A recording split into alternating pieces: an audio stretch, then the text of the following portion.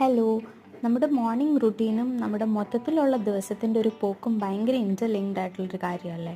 അപ്പോൾ ഞാനും എൻ്റെ മോർണിംഗ്സൊക്കെ എപ്പോഴും പ്രൊഡക്റ്റീവ് ആക്കാൻ ശ്രമിക്കാറുണ്ട്. അപ്പോൾ രാവിലെ തന്നെ ഒരു 3 to 4 ഇടയിൽ എഴുന്നേറ്റ് കഴിഞ്ഞ് ഒരു നല്ല കോൾഡ് ഷവറൊക്കെ എടുത്തു കഴിയുമ്പോൾ തന്നെ മൈൻഡൊക്കെ ഒന്ന് റിഫ്രഷ്ഡ് ആവും. അത് കഴിഞ്ഞ് പിന്നെ പതിയെ വിശക്കാൻ തുടങ്ങും. കുറച്ച് നട്ട്സൊക്കെ എടുത്ത് പഠിച്ചൊക്കെ കഴിയുമ്പോഴത്തേക്കും ന്യൂസ് പേപ്പറിൻ്റെ ടൈമാവും. അങ്ങനെ ന്യൂസ് പേപ്പറൊക്കെ പോയി വായിച്ച് പതിയെ വരുമ്പോഴത്തേക്കും രാവിലെ നേരം വെളുത്തിട്ടുണ്ടാവും.